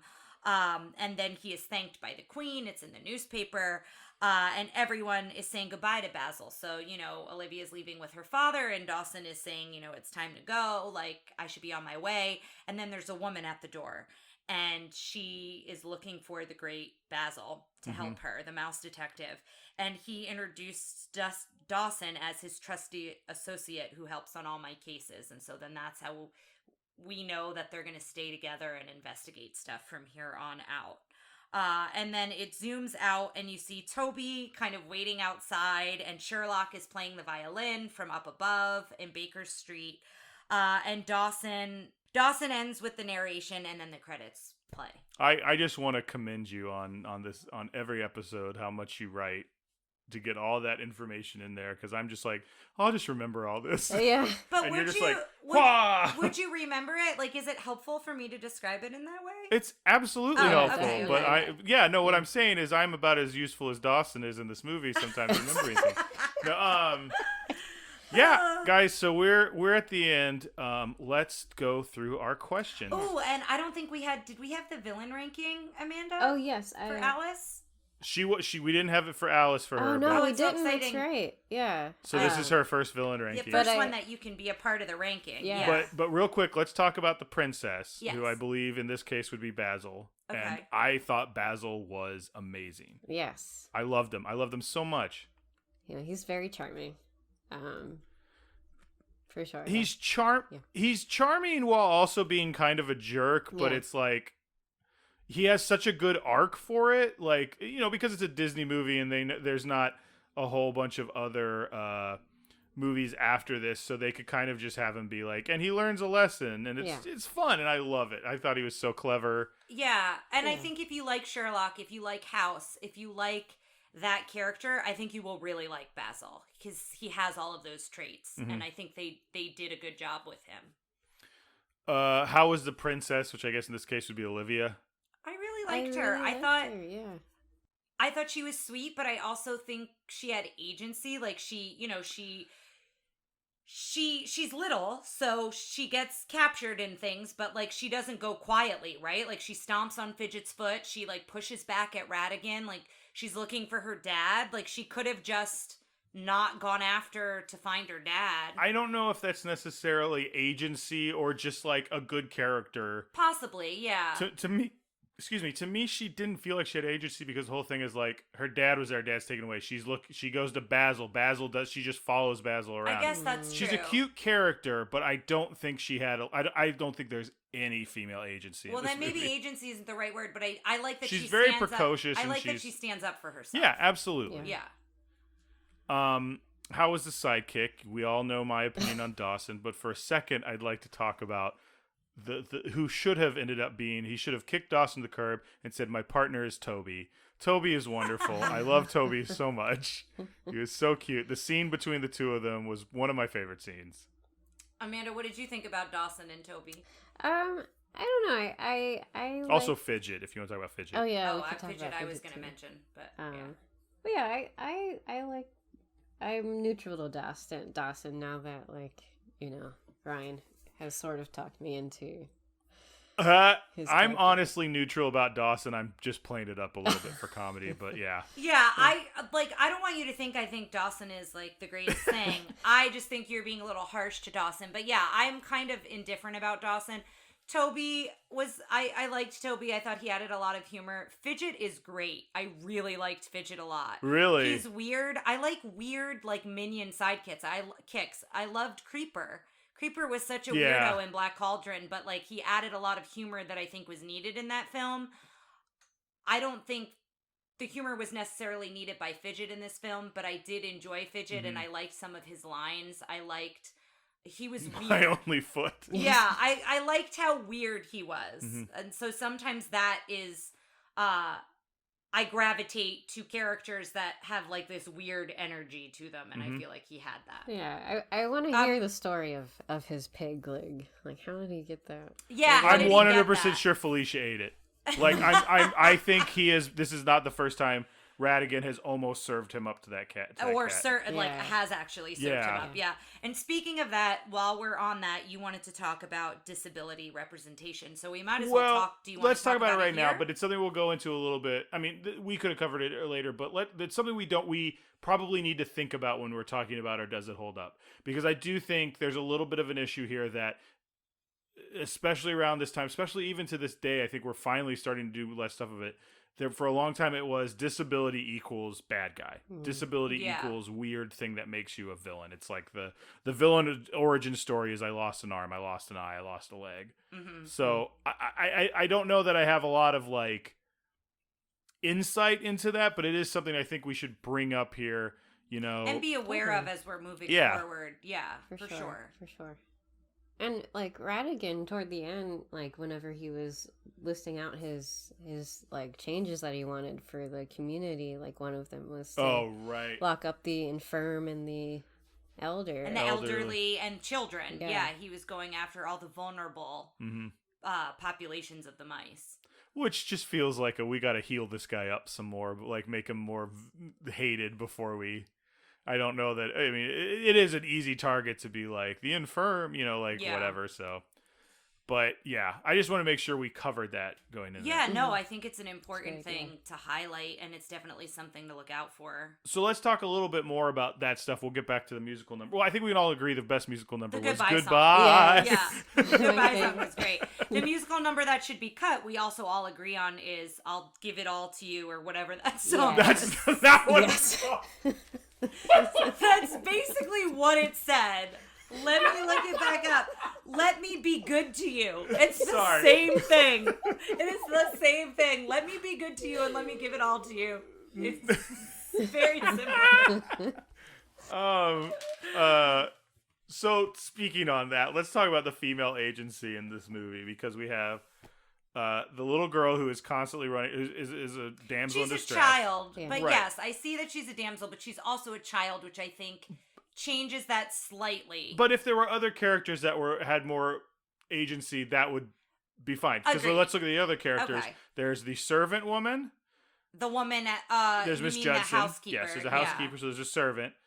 There's the wait staff. There's the dancing girl who again is willing to whose song is, what was it called again? Like Take Me Home Now. Like what did you want? All to you. So that whole scene was just like ay. And then the other one was just the queen. So you've got like the sainted version of a woman where it's like on a pedestal, like this is what it is. There's no character in any of it. Oh, and then there's a woman at the end who is now the new damsel in distress. Yes, yeah, I would agree with that. Yeah, I think this movie had really bad female agency. I think it had delightful characters, but if you're getting in this movie looking to there were not a lot of there weren't any strong positive in the positive in the home characters. Stories. Are there? Irene Adler is the one I keep thinking of, and she was like the obviously not gentleman, but like she was the best thing I think of. She's like the gentleman thief. Do you remember that? There's an episode of Cumberbatch and I watched Freeman. them all, but I probably don't. But there's the one with the woman who comes in and is just nude and talking to him, and she's doing that so she can give him her one to be like, I'm going to distract Sherlock, and Sherlock's like, this isn't distracting me. Yeah. And then he also gives her her figures. Her measurements, which is a code he needs later, and he knows that just by looking at her. Yeah. And that's how he does it. But it's the one where he's like, he's doing something in there, but they're trying to get him to open. That's what it is. He's using her figure to open a safe, and then he says clockwork violin, and him and Watson have that that's their signal to go into a fight. Yeah. Do you remember that? No, it's one of my favorite things. But she's very interesting because she's very smart.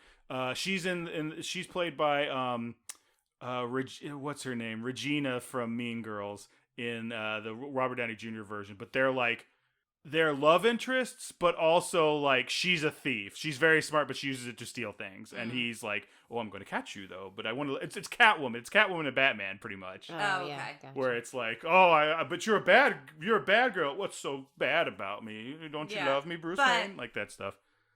That was a terrible Catwoman. Yeah, and that's also a trope that I'm not necessarily a huge fan of. I mean, I'm not a woman, so I can't make that call, but I really like versions of Irene Adler. I think that's her name. Like the more modern versions are more interesting than the old versions. But that's, you're right. There's not a lot of women in the Sherlock stories. Yeah. Another thing to bring up, no actors or actresses of color used in this. And we're starting to track that now as we're... I don't think saying, well, it's all mice, I don't think that's an excuse. I think you can hire a multicultural background to do these voices. They hired, what's his name, who had the Scrooge McDuck Scottish accent. You could have hired... They could have had different accents. You could have had anybody. And, today they do that in, Zootopia and stuff like that, where it's a multicultural cast. So. Yeah. Drinking, smoking. It's all there. It's all there. Guns, firearms, So maybe check this one out before you show it to your kids. Okay, so we are now ready. I can tell Amanda's excited for the to do villain. the infallible scientific villain ranking. Yes. Which means I'm assuming means I don't have to explain it to you. No, I already have them written down. I'm ready. Oh, you've already planned ahead? That's amazing. I love it. Oh, you are the best. So let's start off with frightening. Well, what do you got then? We're going to start with you every time, Amanda. What do you have for frightening? I'm going to definitely give him a 5 for this one. Okay. He, he sends people off to their deaths who are on his team. He's also, his expressions are so exaggerated as they're animated. Like, he has this huge mouth and, there's always these, juxtapositions of, he had the ballerina thing for a minute and he was, soft and then, very quickly, snatched it. And so, I don't know, I'm not going to have nightmares about him, but I think that he's pretty frightening in this world. Yeah, especially near the end. What do you think? I had between a 4 and a 5, and I think Amanda's selling me on the 5 because I think just that scene, the first scene where he rings the bell and he feeds Bartholomew, I think it's more than sinister. He's very much if you don't do what I say and you don't, if you don't say what I want you to say, if you don't act the way I want you to act, I'm not you don't get a second chance. Even with Fidget, I feel that sounds like a R&B song. Say what I want you to say, act how I want you to act. You don't get a second chance. So I don't know. I do think he's very intense and he is very scary, and I know we're not ranking Fidget, but I think Fidget is also intense and Fidget is an extension of him. So yeah, I'm going to give him a 5. Well, see, I'm going to give him a 4 for the opposite of that because of all the things I remember being horrified of this movie, he was not one of them. It was always Fidget. So I'm going to ding him 1 point. Fair enough. So pretty up. Funny. What did you have for funny, Amanda? I don't know. This one's a little tough for me because I love his little goodbye song. That's probably the most hilarious thing that he's done. But I don't really know if there are any other parts of him that were funny other than that. But I don't know. You didn't think it's slimy. Well, you said you had your numbers written down. So what do you got? Oh, I didn't have numbers. I just have the categories written down. Oh, okay. Yeah. I thought you had your numbers. Oh, then we won't put you on the spot. Yeah. Oh no, yeah. I'm thinking a 3. Yeah, I was also thinking a 3. I think he's middle. I think he wants to be a little funnier, and I like him, but he's got a lot of exaggerated mannerisms, which they said they took from Vincent Price, and so I think some of those moments are funny. The goodbye song is absolutely hilarious. The goodbye song when he bursts out of the thing really made me laugh. With all the medals? Yes, that was also very funny. Yeah, I'm going to give him a 3. Yeah. Fierce. He had cape drama. The scene where he burst out, I think he really had good stuff there. He kind of lost his, I think some of it is keeping your cool. Mm-hmm. And he lost it a few times, so maybe I don't give him a full ones for that, but I'm thinking somewhere in a 3 or a 4. Yeah, I'm thinking a 4. What about you, Tara? I'm in between a 3 and a 4. You talk first. Here's the thing. I can see the wheels turning in Tara's mind. She's going, I don't want this guy up too high. Yeah. No. That's not necessarily it. What I'm thinking is I wanted to give him a... You go. 3. It's a 3 for you? Mm-hmm. I don't know. I'm giving him a 4 just because, again, of the exaggeration of his expressions. I think sort of also goes into that drag queen energy about him. Yes. Mm-hmm. Yeah, he's very exaggerated. He's very larger than life. He steals a lot of the scenes. It's hard for me because I'm thinking how I ranked other villains, and I know I'm not supposed to do that, but it's hard to not compare. I tend to go I don't remember every villain I've ever ranked. I don't remember the ones. numbers, but trying to get the energy from them. I'm gonna give him a 3. I think. Okay. That was a hard one for me. I was really between a 3 and a 4. Okay, effective. So he was the queen's consort for a hot second. But that was about he it. Captured Olivia. He did. He captured Flavisham. Well, that was all thing. leading towards his big thing. So yes, Okay. he got very close to the end, and he did capture Basil. Right, and he knew that Basil was coming too. Yes. He was yeah, smart so enough he to had one up on him. A little bit of Maleficent, where Maleficent captures Prince Philip ahead of time. I mean, he's the world's greatest criminal mind. Yeah.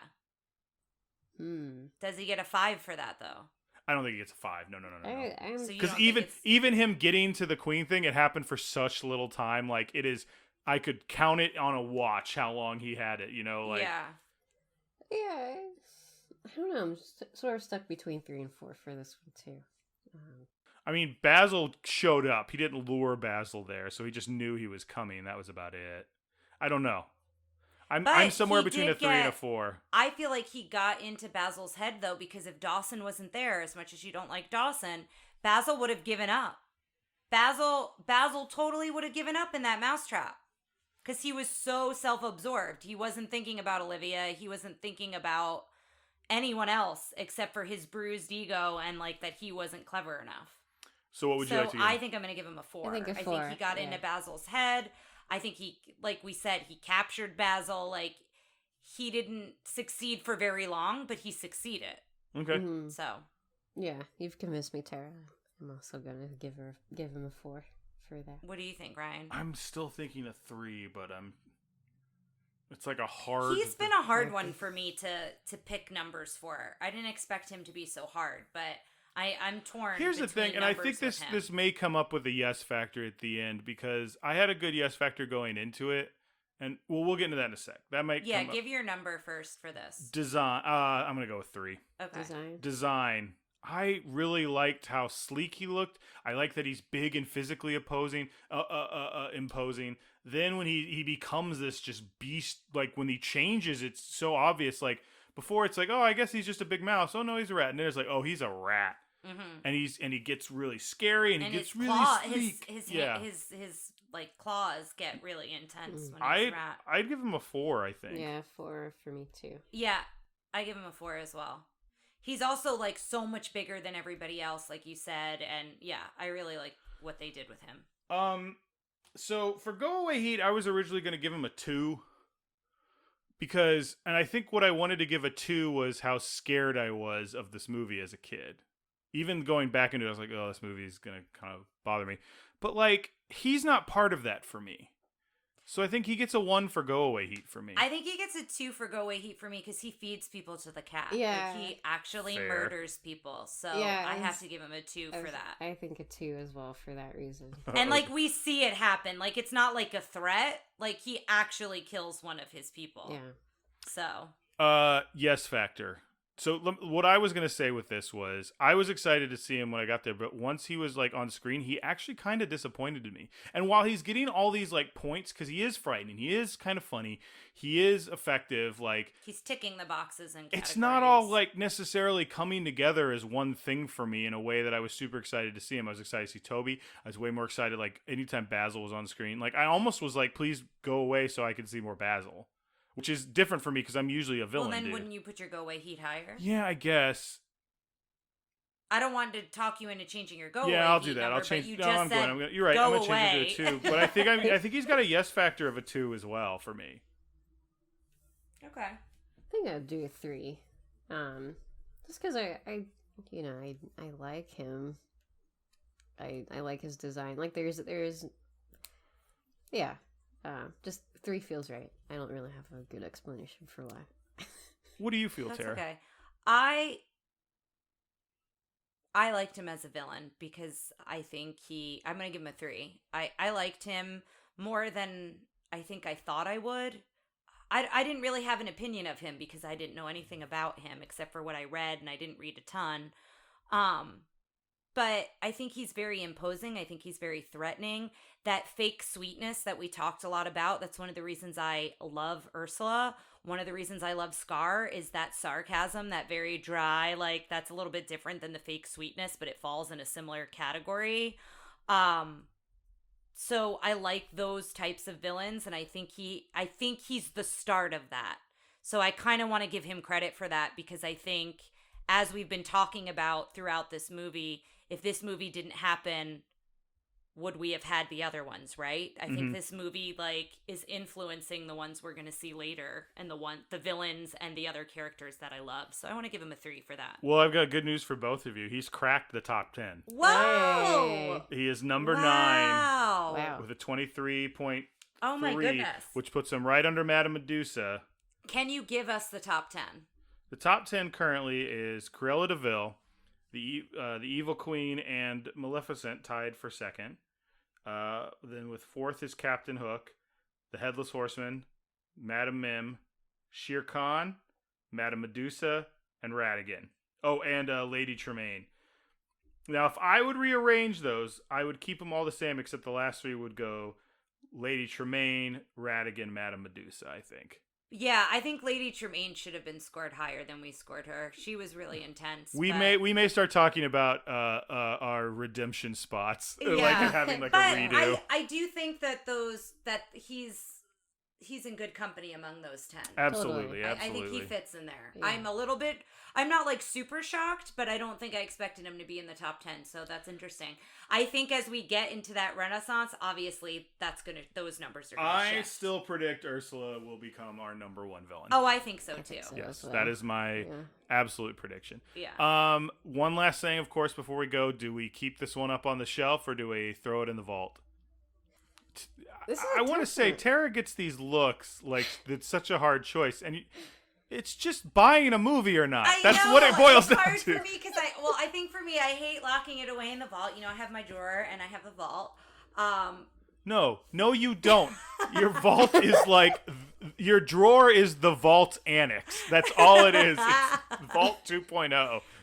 There are a lot of things I liked about this movie, and I like him as a villain, and I love Basil, but there's a lot of problematic things in this movie as well. That is true. So part of me, it's kind of similar to Lady and the Tramp, like, and we talked about this, like, do you cut it out because you want to acknowledge that it's there and that it's not right, right? Because the Siamese scene with the cats, you could easily cut that out of the movie and still have a very good movie, right?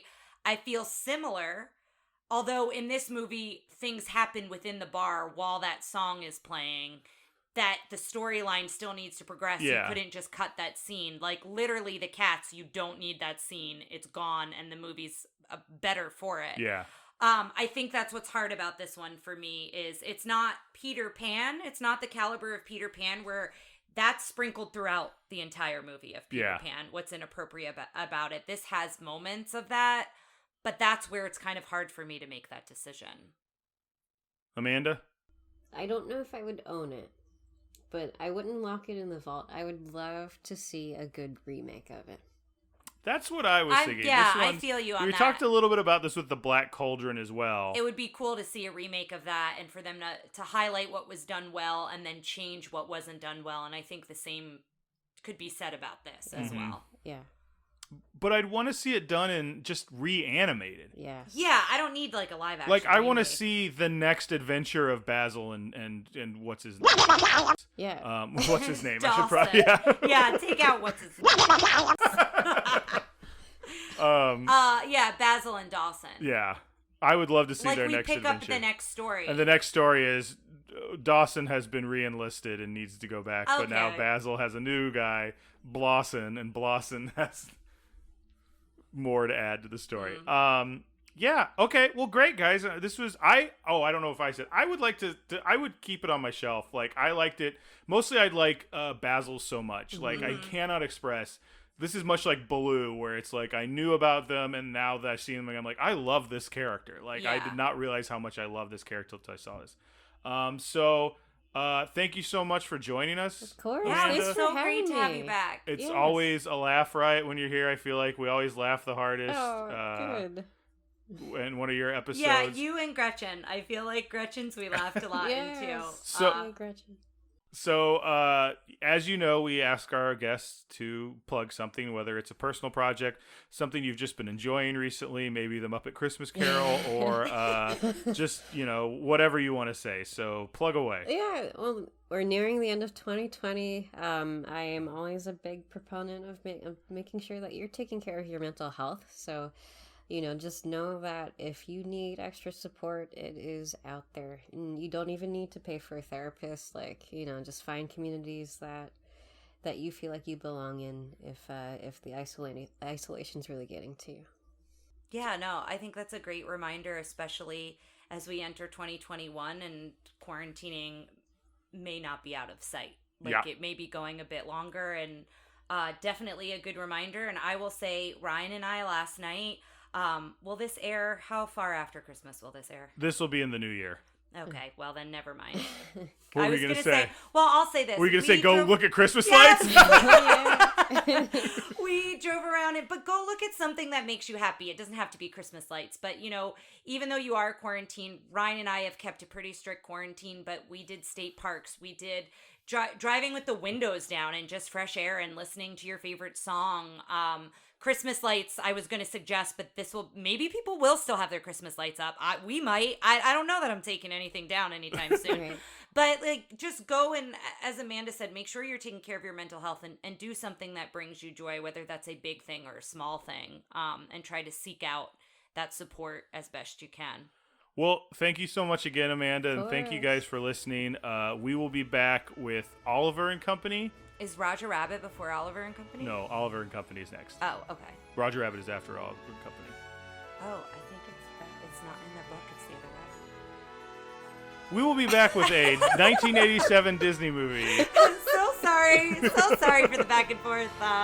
That's Ryan and I wanting to stand our ground.